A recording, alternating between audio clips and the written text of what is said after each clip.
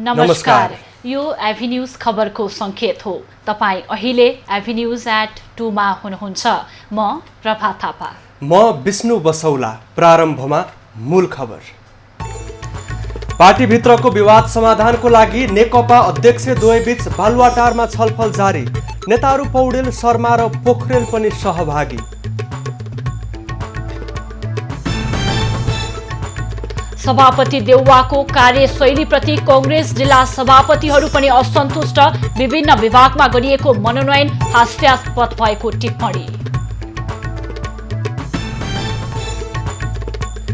काठमाडौँको कमलादी सुनकाण्डका मुख्य आरोपी इल्ताफ हुसेन बाराको निजगढबाट पक्राउ।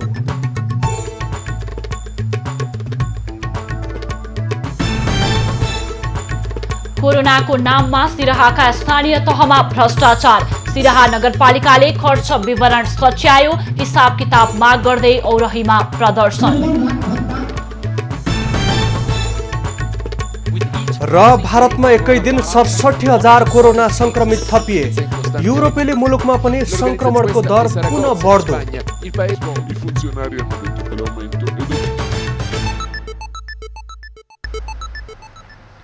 अब खबरको सिलसिला प्रारम्भ गरौं नेकपा अध्यक्षद्वयबीच छलफल सम्बन्धी प्रसङ्गबाट। सत्तारूढ दुई अध्यक्ष केपी ओली र पुष्पकमल दाहाल बीच बालुवाटारमा वार्ता जारी छ। दुई अध्यक्ष बीच साउन 20 गतेपछि पहिलो पटक वार्ता भएको हो। पार्टीमा देखिएको विवाद सल्ट्याउन प्रयास स्वरूप अध्यक्ष दाहाल प्रधानमन्त्री तथा अर्का अध्यक्ष ओलीलाई भेट्न बालुवाटार पुगेका हुन्। वार्तामा दुई अध्यक्ष बाहेक महासचिव विष्णु पौडेल र स्थायी कमिटिका सदस्यहरू शंकर पोखरेल र जनार्दन शर्माको पनि सहभागिता छ। यसअघि साउन 20 गते दुई अध्यक्ष बीच वार्ता भएको थियो। साउन 21 गते बिहानका लागि तय भएको वार्ता हुन नसकेपछि 9 दिनपछि दुई अध्यक्ष बीच छलफल सुरु भएको हो। यसै बीचमा दुवै अध्यक्षले आफू निकट नेताहरूले निरन्तर छलफल गर्दै आएका छन्। प्रधानमन्त्री ओलीले हिजो मात्रै 5 दिनभित्र पार्टीको आन्तरिक विवाद समाधान हुने दावी गरेका थिए। प्रधानमन्त्री ओलीको राजीनामाको विषयलाई लिएर पछिल्लो समय नेकपा भित्रको विवाद तीव्र बनेको छ। विवादकै कारण जारी स्थायी समिति बैठक अनिश्चित भएको छ। नेपाली कांग्रेसका जिल्ला सभापतिले पार्टीको 14औं महाधिवेशन घोषणा भइसकेको परिस्थितिमा पार्टीका विभिन्न विभागमा मनोनयन गर्नु हास्यास्पद भएको जनाएका छन्। काठमाडौँ उपत्यकामा उपलब्ध र अन्य माध्यमबाट सम्पर्कमा रहेका कांग्रेसका जिल्ला सभापतिको बैठकले वर्तमान केन्द्रीय समिति लगायत सम्पूर्ण समितिले आफ्नो कार्यकालको अवधि पूरा गरिसकेको अवस्थामा विभागमा अवैधानिक एवं स्वेच्छाचारी ढंगले मनोनयन गरिएको आरोप लगाएको हो। बैठकले लामो समय कसैलाई पनि जिम्मेवारी नदिई स्वेच्छाचारी तवरले सञ्चालन गरी महाधिवेशनको पूर्व सन्ध्यामा गठन भएका विभागलाई अमान्य ठहर गरिएको बताएको छ। बैठकले केन्द्रीय समितिको बहुमतले उल्ट्याएका महासमितिको निर्णय अक्षरश पार्टीको 14औं महाधिवेशनमा प्रस्तावका रूपमा अगाडि बढाउने निष्कर्ष समेत निकालेको छ। जिल्ला सभापतिले पार्टीको कार्यविधि अनुसार समायोजन सम्पन्न भएका डडेलधुरा, सिन्धुपाल्चोक, सोलुखुम्बु लगायत जिल्लामा विभिन्न बहानामा रोकिएको क्रियाशील सदस्यता फारम तत्काल उपलब्ध गराउन पनि माग गरेका छन्। बैठकले विधान अनुसार तत्काल कारबाही गरिनुपर्नेलाई नगरी महाधिवेशनको कार्यतालिका प्रकाशन भइसकेपछि प्रतिशोधका आधारमा कारबाही गरिएको जनाउँदै त्यस प्रकारका गतिविधि रोक्न नेतृत्वसँग आग्रह गरेको छ। साथै आसन्न 14औं महाधिवेशनबाट आर्थिक पारदर्शिता, स्पष्ट राजनीतिक दृष्टिकोण, स्थानीय तहसम्मका मतदाताले प्रत्यक्ष अनुभूति गर्ने गरी भावी रणनीतिक योजना सहित नीति तथा नेतृत्व स्थापित गर्ने अभियानको घोषणा समेत गरिएको छ। काठमाडौँमा भएको सुन तस्करी घटनामा फरार एकजना बाराबाट पक्राउ परेका छन्। साउन 13 गते काठमाडौँबाट फरार भएका सुन तस्कर इल्ताफ हुसेन अन्सारी निजगढ नगरपालिका 9 बुद्ध चोकबाट पक्राउ परेका हुन्। सुनले लेपन गरेको 15 किलो 500 ग्राम चाँदी र 500 ग्राम सुन तथा 2 थान पिस्तोल सहित अन्सारीका सहयोगी र कारोबारी यसअघि पक्राउ परेका थिए। घटनामा संलग्न भारतको गुजरातका सञ्जय पटेल भने अझै फरार छन्। सुनचाँदी तस्करीमा संलग्न हुनुअघि अन्सारी नक्कली भारतीय नोटको कारोबारमा पक्राउ परेर कैद भुक्तानपछि छुटेका थिए। 13 गते बिहान सुन्धाराबाट प्रहरीको घुमुवा टोलीले पिछा गरेपछि अन्सारी, पटेल, निलेश सखिया लगायतको गिरोहले भारत लैजान लागेको सुनचाँदी त्यही छाडेर भागेका थिए। त्यसको भोलिपल्ट मुख्य आरोपी निलेश सखिया, उनका सहयोगी विजय पटेल, कौशल पटेल र देवानसिंह पटेललाई नवलपरासीबाट पक्राउ गरिएको थियो। सोही अभियानमा प्रहरीका 2 घुमुवा प्रसन्न श्रेष्ठ, बहादुर सिंह कठायत र सुन लुकाउन सघाउने बागबजारका मोबाइल पसल सञ्चालक उमेश श्रेष्ठ पक्राउ परिसकेका छन्। शिक्षण विश्वविद्यालय अस्पताल महाराजगञ्जको आकस्मिक उपचार सेवा बन्द भएको छ। आकस्मिक उपचार विभागका चिकित्सक र नर्समा कोरोना संक्रमण देखिएपछि आकस्मिक कक्ष सिल गरिएको हो। विभागका 2 चिकित्सक र 4 जना नर्समा संक्रमण पुष्टि भएको अस्पतालले जनाएको छ। संक्रमितमा कोरोना लक्षण समेत देखिएको अन्य स्वास्थ्य कर्मीलाई सर्न सक्ने भन्दै आकस्मिक विभाग सिल गरिएको अस्पतालले जनाएको छ। आकस्मिक विभागमा रहेका करिब 100 कर्मचारीको आज पीसीआर परीक्षण गरिँदैछ। त्यसको रिपोर्ट नआउँदासम्म आकस्मिक विभाग बन्द रहेको अस्पतालले जनाएको छ। बहिरङ्ग लगायतको सेवा भने सुचारू रहेको अस्पतालले जनाएको छ। अहिलेसम्म शिक्षण अस्पतालमा कार्यरत 18 जनामा संक्रमण पुष्टि भएको छ। यसैबीच स्वास्थ्य मन्त्रालयले पहिलो घेरामा काम गर्ने चिकित्सक तथा स्वास्थ्य कर्मीहरूलाई अनिवार्य पीसीआर परीक्षण गराएर कामकाजमा लगाउन अस्पतालहरूलाई निर्देशन दिएको छ। संक्रमण बढेसँगै स्वास्थ्य कर्मी संक्रमित हुनबाट जोगाउन र स्वास्थ्य कर्मीबाट सर्वसाधारण संक्रमण हुनबाट जोगाउन सबै स्वास्थ्य कर्मीलाई अनिवार्य पीसीआर परीक्षण गराई काममा खटाउन अस्पतालहरूलाई अनुरोध गरिएको छ। बारा र पर्सामा थप 35 जनामा कोरोना संक्रमण पुष्टि भएको छ। नारायणी अस्पतालको प्रयोगशालामा गरिएको परीक्षणमा थप मानिसमा संक्रमण पुष्टि भएको हो। संक्रमित मध्ये 11 जना महिला रहेका छन्। संक्रमितहरू वीरगञ्जको घण्टाघर, रानीघाट, कडियरुवा क्षेत्रका बासिन्दा हुन्। वीरगञ्ज कारागारका 37 वर्षीय महिला र 8 वर्षीय बालकमा कोरोना देखिएको छ। नारायणी अस्पतालको प्रयोगशालाका अनुसार वीरगञ्जको हालको संक्रमण दर 15% को हाराहारीमा रहेको छ।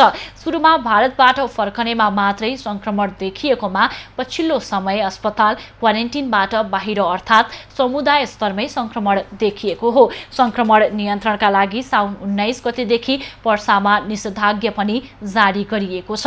बाराको पर्सौनीका एक पुरुषमा पनि संक्रमण पुष्टि भएको छ। यो सँगै पर्सामा कोरोना संक्रमितको संख्या 1145 पुगेको छ। उता महोत्तरीमा पनि थप 43 जनामा कोरोना संक्रमण पुष्टि भएको छ। यो सँगै जिल्लामा कोरोना संक्रमितको संख्या 1018 पुगेको छ। पछिल्लो पटक जिल्ला मालपोत कार्यालयका 28 जनामा संक्रमण पुष्टि भएको छ। त्यस्तै जलेश्वर नगरपालिकाका 11, महोत्तरीका 2, लुहारपट्टी र बलवाका 1 जनामा संक्रमण देखिएको छ। हालसम्म महोत्तरीमा 2 जना कोरोना संक्रमितको मृत्यु भइसकेको छ भने 850 जना निको भएर घर फर्केका छन्। यता उपचारका क्रममा आइतबार राति मृत्यु भएका महोत्तरीको मटिहानी नगरपालिकाका 6 का 46 वर्षीय पुरुषमा पनि कोरोना पुष्टि भएको छ। फोक्सो र मधुमेहका बिरामी उनी आइतबार जनकपुर स्थित राम जानकी अस्पताल भर्ना भएका थिए। भोलिपल्ट सोमबार सब गाउँ ल्याएर अन्तिम संस्कार गरिसकेपछि मंगलबार राति रिपोर्ट पोजिटिभ आएको थियो। मृतकको अन्तिम संस्कारमा सहभागी र अन्यको स्वाब संकलन गरिएको जिल्ला स्वास्थ्य कार्यालय महोत्तरीले जनाएको छ।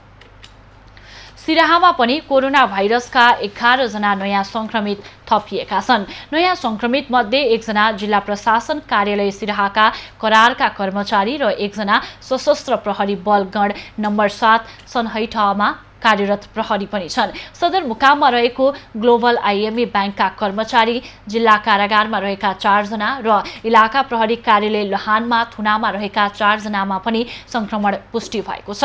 यो सँगै सिराहामा संक्रमितको संख्या 246 पुगेको छ। ती मध्ये 205 जना निको भई घर फिर्ता भएका छन्। 1 जनाको कोरोनाका कारण मृत्यु भएको छ।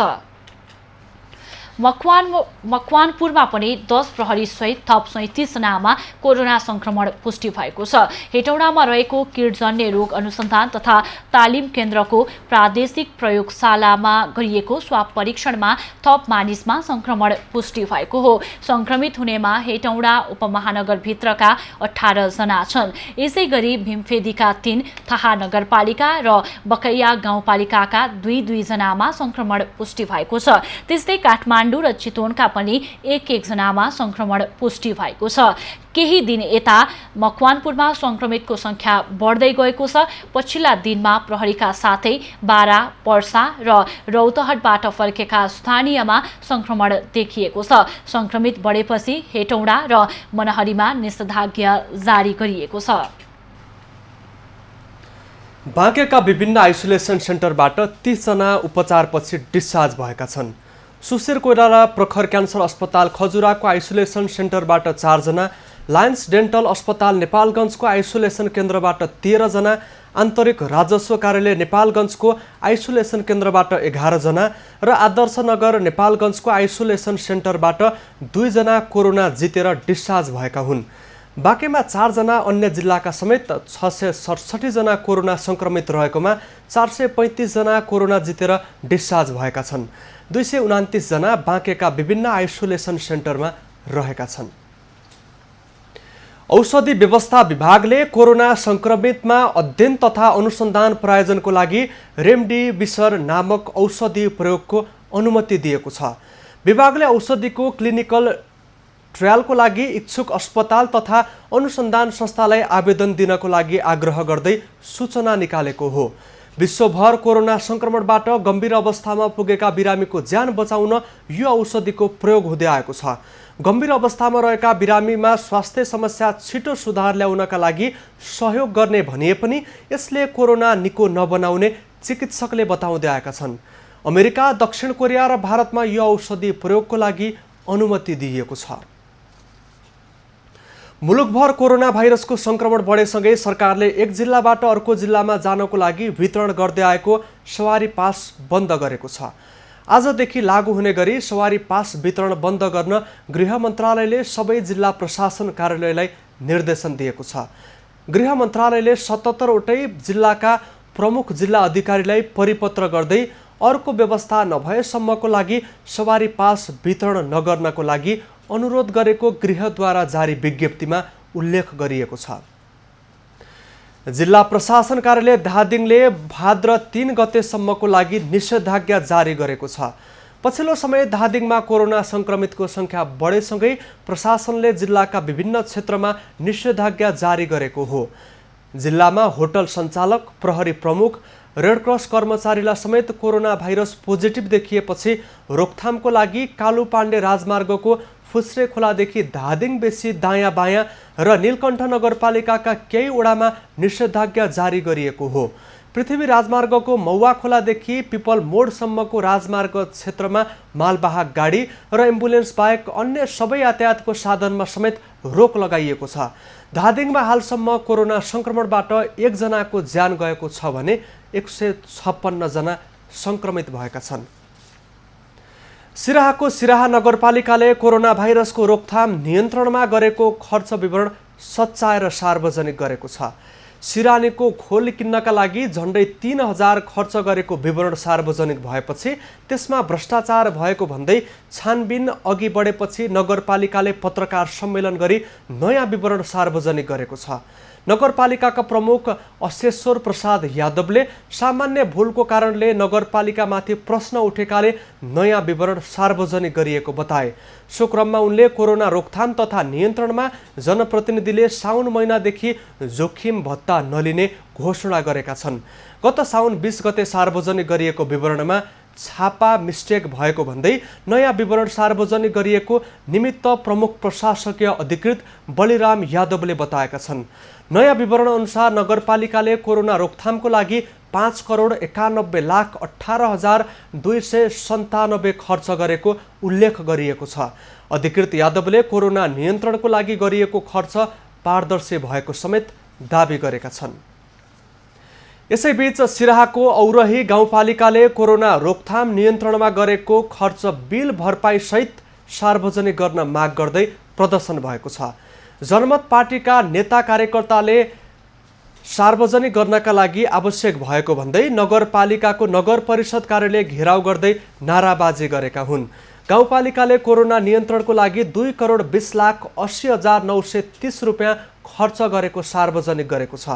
जनमत पार्टीका केन्द्रीय सदस्य दिपेन्द्र यादवले कोरोना रोकथामको नाममा व्यापक अनियमितता र भ्रष्टाचार भएको आरोप लगाएका छन्।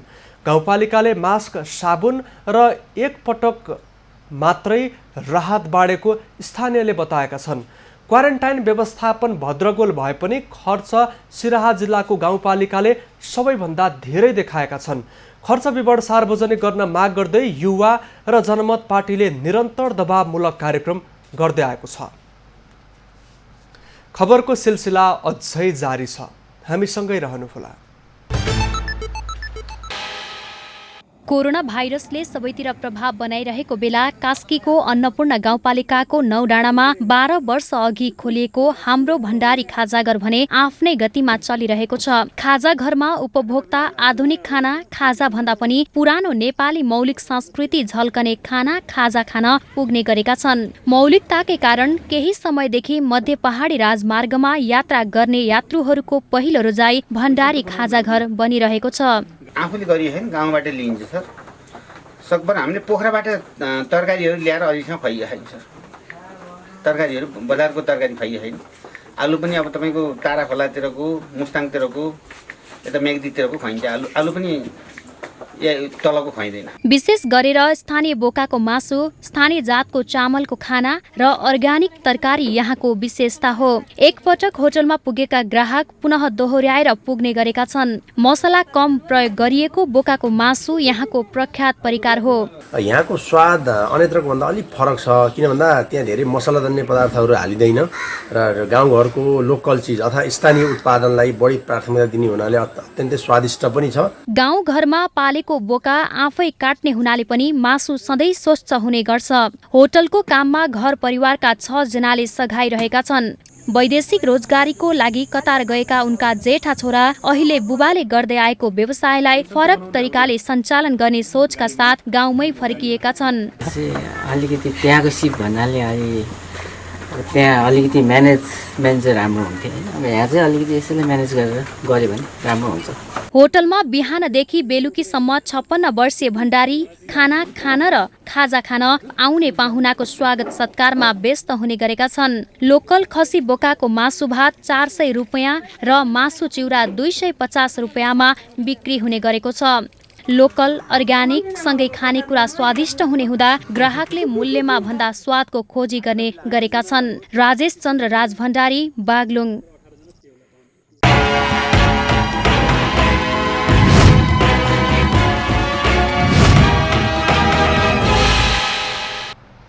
आफ्नो व्यापार व्यवसाय फस्टाओस् भन्ने कामनाका साथ भीमसेन देवतालाई पूज्ने र भीमसेनको खड्ग जात्रा गर्ने परम्परा छ। कृष्ण यात्राको भोलिपल्ट ललितपुरको मङ्गल बजारमा अवस्थित मणिगल भीमसेन जात्रा गर्ने परम्परा रहे पनि यस पटक भने कोरोना महामारीका कारण खड्ग जात्रा नहुने भएको छ। ललितपुरको मङ्गल बजारमा अवस्थित मणिगल भीमसेन जात्रा प्रत्येक वर्ष कृष्ण यात्राको भोलिपल्ट मनाउने गरिन्छ। विशेष गरी व्यापारी समुदायले आफ्नो व्यापार अझै फस्टाउँदै जाओस् भन्ने कामनाका साथ भीमसेनको पूजा आराधना गर्ने गरेको पाइन्छ। ललितपुरका 32 भीमसेन मध्ये 4 भीमसेन निकै प्रख्यात मानिन्छन्, जसमध्ये एक हो मङ्गल बजारमा अवस्थित मणिगल भीमसेन। मणिगल भीमसेनलाई दुशासनको वध गरिएको भीमसेनका रूपमा पुज्ने गरिन्छ। नेपाल सम्मत 801 मा राजा श्रीनिवास मल्लद्वारा निर्मित भीमसेन मन्दिरमा आगलागी भई मूर्ति पनि जलेका कारण राजा योग नरेन्द्र मल्लद्वारा ढलौटको मूर्ति बनाई जीवन्यास प्राण प्रतिष्ठा गरिएको थियो। त्यति बेला मन्त्र सिद्ध भई मूर्ति आफै हिँडेकाले प्रत्येक पाइलामा बलि पूजा गरी हालको स्थानमा प्रतिष्ठापन गरिएको हो भन्ने किम्वदन्ती रहिआएको छ। मणिगल भीमसेनलाई ललितपुरवासीले मात्रै पुज्ने नभई काठमाडौँ, भक्तपुर, काभ्रे लगायतका व्यापारीले समेत भीमसेनको मूर्तिमा अगरबत्ती छुवाएर व्यापारिक स्थलमा बाल्ने गरेका छन्। यसो गर्नाले आफ्नो व्यापार व्यवसाय फस्टाउने धार्मिक विश्वास रहिआएको छ। यस पटकको भीमसेन जात्रामा कोरोना भाइरसका कारण दिन प्रतिदिन महामारी फैलिँदै गएकाले जात्रा नगर्ने निधो गरिएको छ। तर विधिवत गर्नुपर्ने पूजाआजा भने गरिने बताइएको छ। एभिन्यूज खबरका लागि राकेश डङ्गोलको रिपोर्ट। श्रीकृष्ण भगवानको जन्म भएको दिनको भोलिपल्ट विभिन्न बाजागाजाका साथ कृष्ण यात्रा गर्ने परम्परा छ। सोही परम्परालाई निरन्तरता दिँदै धमाथु अर्थात् धर्मस्थलीवासीले बुधबार श्रीकृष्ण यात्रा मनाएका छन्। 16 श्रृङ्गार, 32 लक्षण र 64 कलाले पारङ्गत मानिने श्रीकृष्ण भगवानलाई जन्माष्टमीको भोलिपल्ट श्रीकृष्ण यात्रा गर्ने चलन रहेको छ। अष्टमीको मध्यरातमा जन्मिएका भगवान श्रीकृष्णको रातभर जागराम बसी भक्तजनहरूले पूजाआजा तथा भजन कीर्तन गरेका थिए। श्रीकृष्ण अष्टमीको भोलिपल्ट कृष्ण यात्रा गर्ने चलन रहे अनुसार बुधबार धमाथु अर्थात् धर्मस्थलीवासीले कृष्ण यात्रा गरी मनाएका हुन्। उपत्यकामा कोरोना भाइरसका कारण धेरै स्थानमा कृष्ण यात्रा हुन नसके पनि उपत्यकाको उत्तरमा रहेको धमाथुमा भने श्रीकृष्ण भगवानको प्रतिमूर्तिलाई खटमा राखी सांस्कृतिक बाजागाजाका साथ खट यात्रा गरिएको थियो। आफ्नै वेशभूषामा सजिएर बाटोभरि लावा अबेर छर्कँदै धमाथुवासीले नगरको परिक्रमा गरेका थिए। खट यात्रा गरी आफ्नो घर आँगन पुगे लगत्तै भक्तजनहरूद्वारा पूजाआजा समेत गरेका थिए। एभिन्यूज खबरका लागि राकेश डङ्गोलको रिपोर्ट। नेपाली बजारमा सुनको मूल्य आज फेरि बढेको छ। आज छापावाल सुन प्रतितोला 2400 रुपैयाँले बढेको नेपाल सुन चाँदी व्यवसायी महासंघले जनाएको छ। आज छापावाल सुन प्रतितोला 97,008 रुपैयाँमा कारोबार भएको हो। सुनको भाउ हिजो एकै दिन प्रतितोला 6200 ले घटेको थियो। यस्तै तेजाबी सुनको मूल्य पनि बढेर प्रतितोला 97,300 मा कारोबार भएको छ। यसअघि साउन 23 गते सुनको भाउ अहिलेसम्मकै उच्च 1,03,500 पुगेको थियो। चाँदीको मूल्य पनि प्रतितोला 85 रुपैयाँले वृद्धि भएको छ। महासंघले आजका लागि चाँदीको मूल्य प्रतितोला 1,295 रुपैयाँ तोकेको छ। कोरोना भाइरस महामारीका कारण अन्तर्राष्ट्रिय बजारमा सुन खटबड भइरहेको छ।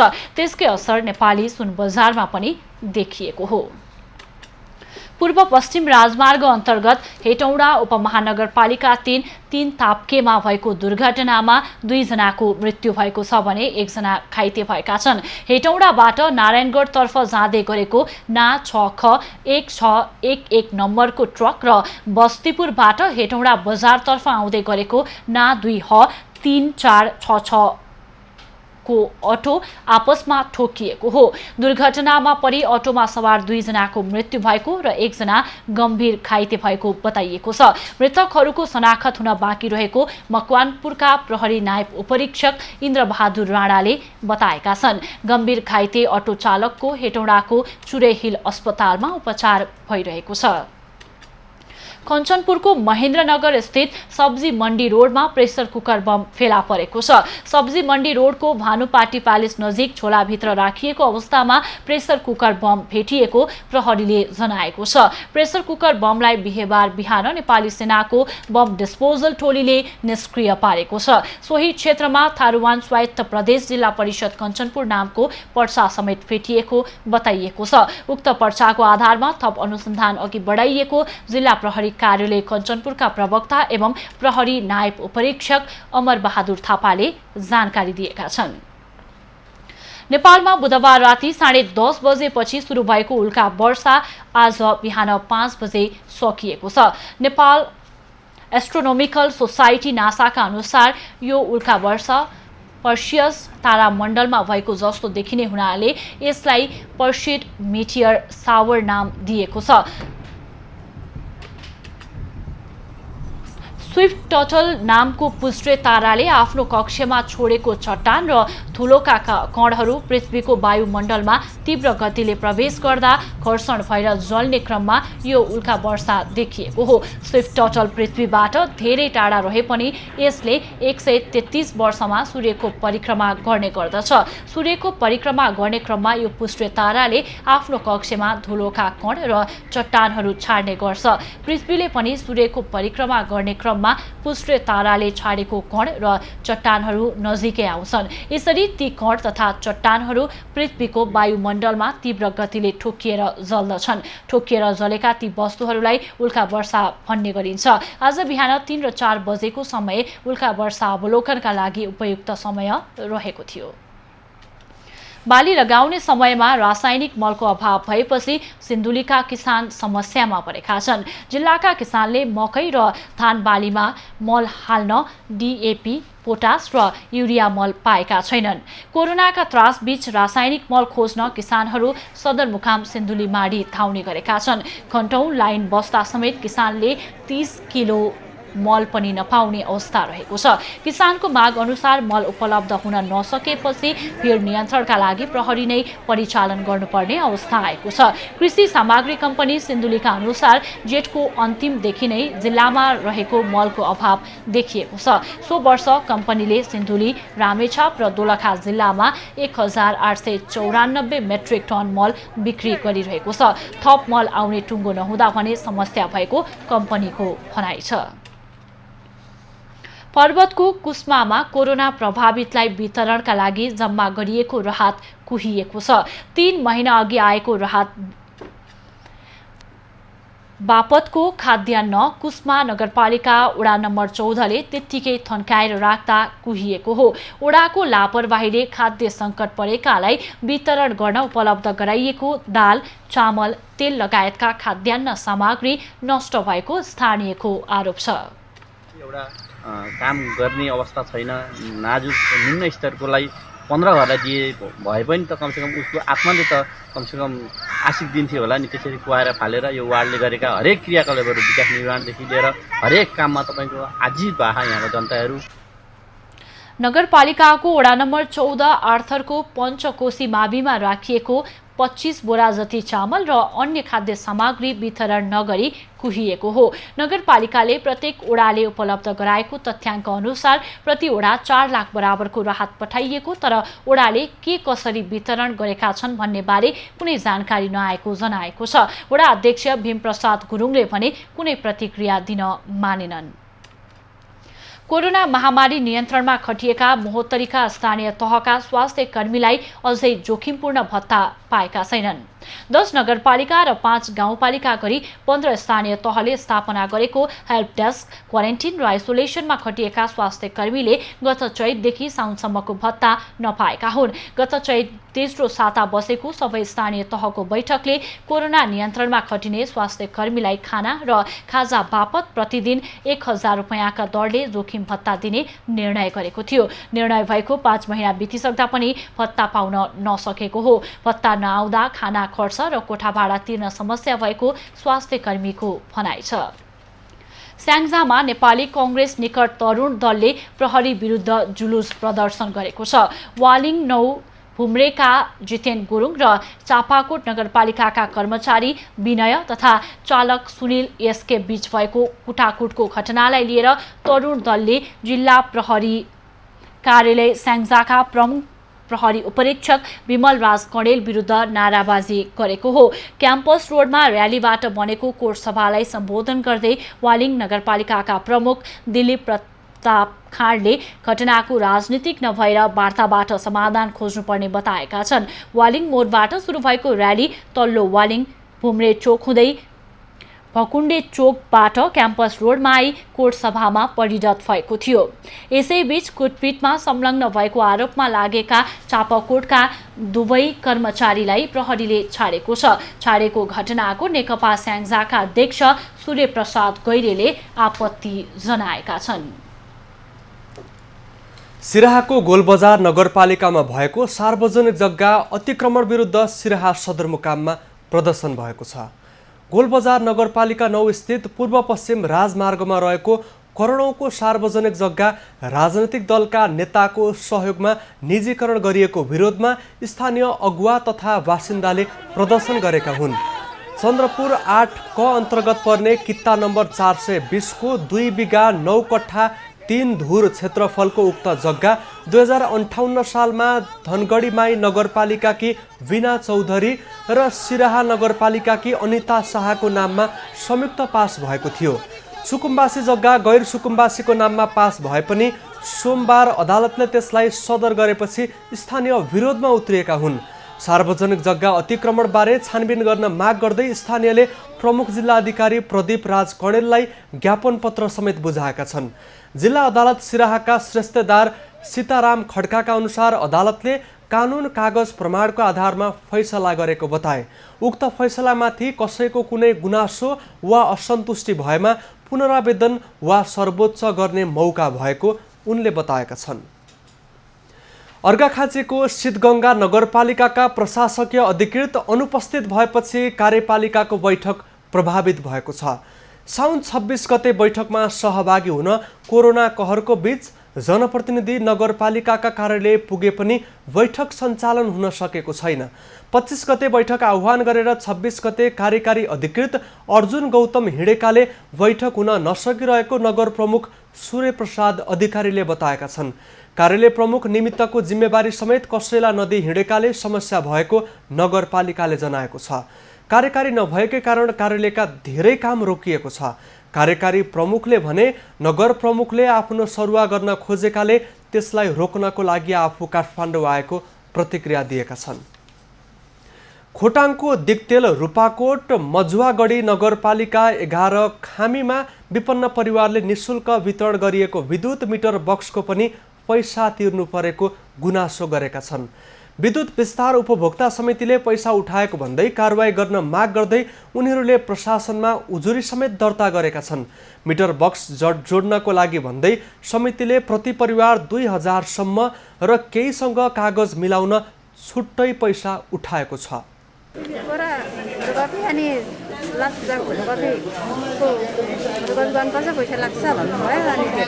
कति दिनुभयो पैसा चाहिँ?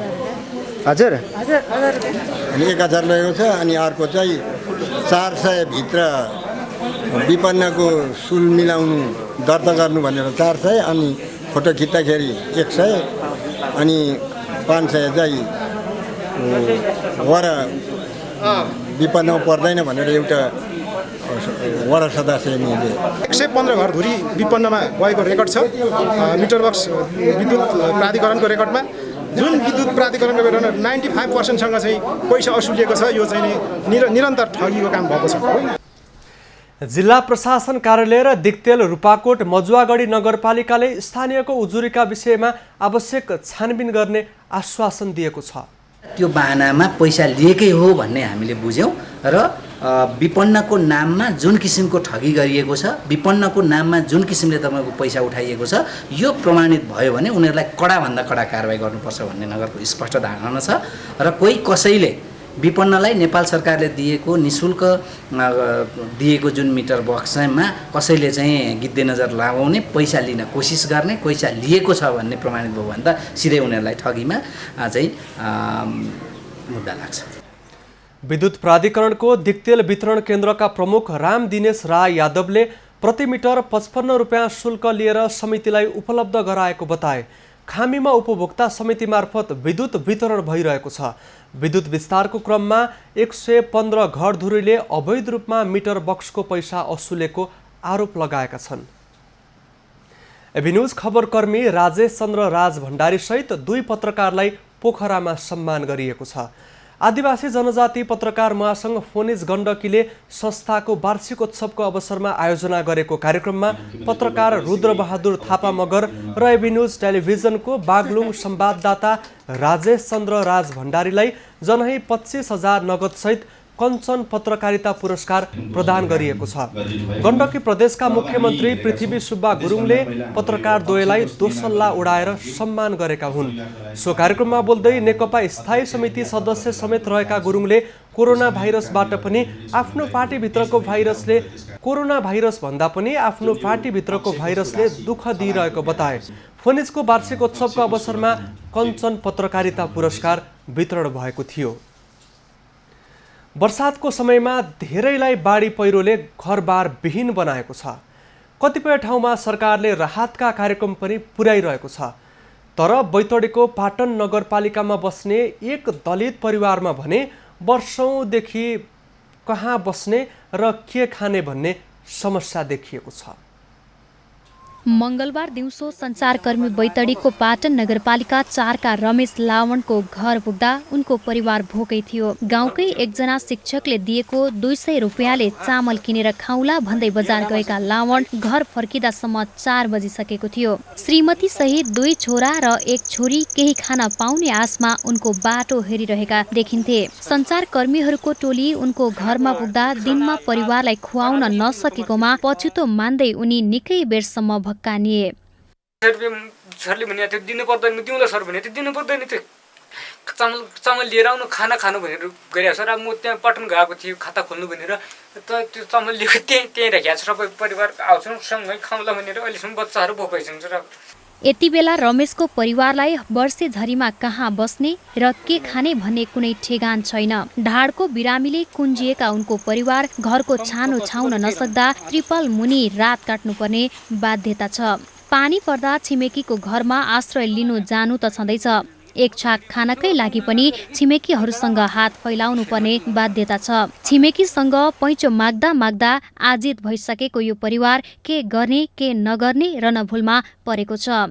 तेरो नाला ठहर छैन, त्यसरी कहाँ छोइबर बस्नु, कह दिन अर्खा गर्दैन त्यसरी खाना लाले तति समस्या छ।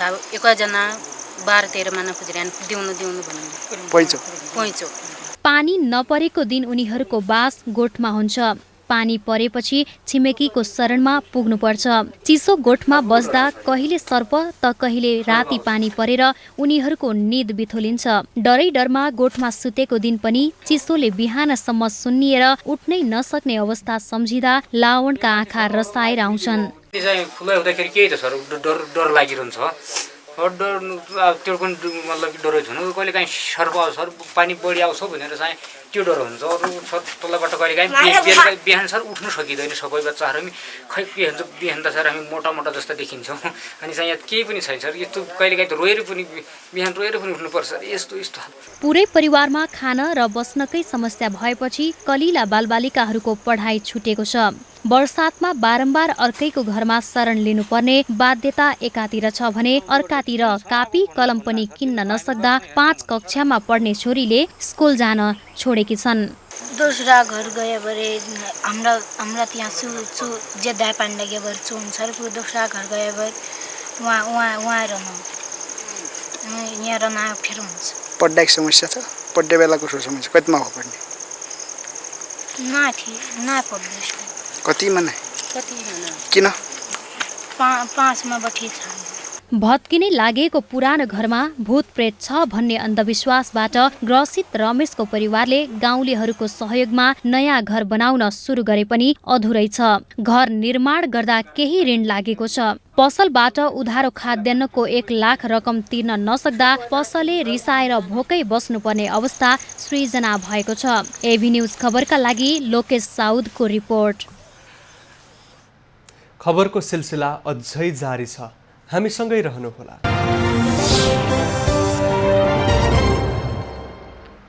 यति बेला देशभर सामान्य बदली रही प्रदेश 1 गण्डकी प्रदेश, कर्णाली प्रदेश र सुदूरपश्चिम प्रदेशका केही स्थानमा वर्षा भइरहेको छ। अपराह्न गण्डकी प्रदेश, प्रदेश 5, कर्णाली प्रदेश र सुदूरपश्चिम प्रदेशका केही स्थानमा भारी वर्षाको समेत सम्भावना रहेको जल तथा मौसम पूर्वानुमान महाशाखाले जनाएको छ। काठमाडौँ उपत्यकाको आजको अधिकतम तापक्रम 29 डिग्री सेल्सियस र न्यूनतम तापक्रम 21 डिग्री सेल्सियस रहने अनुमान गरिएको छ।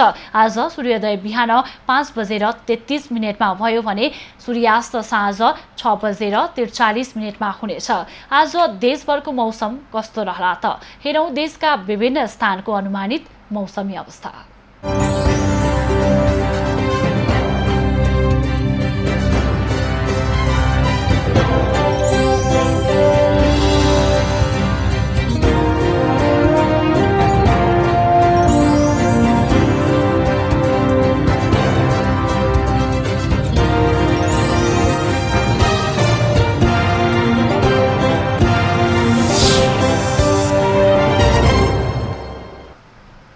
अहिलेलाई खबरको क्रम यति नै। आइभी न्यूज खबरका यी सहित अन्य विस्तृत खबरका लागि www.ivnews.tv लगअन गर्न सक्नुहुनेछ। युट्युब, फेसबुक र ट्विटरमा पनि हामीलाई फलो गर्न सकिनेछ। खबर भित्रको खबरका लागि हेर्दै रहनुहोला आइभी न्यूज खबर। नमस्कार।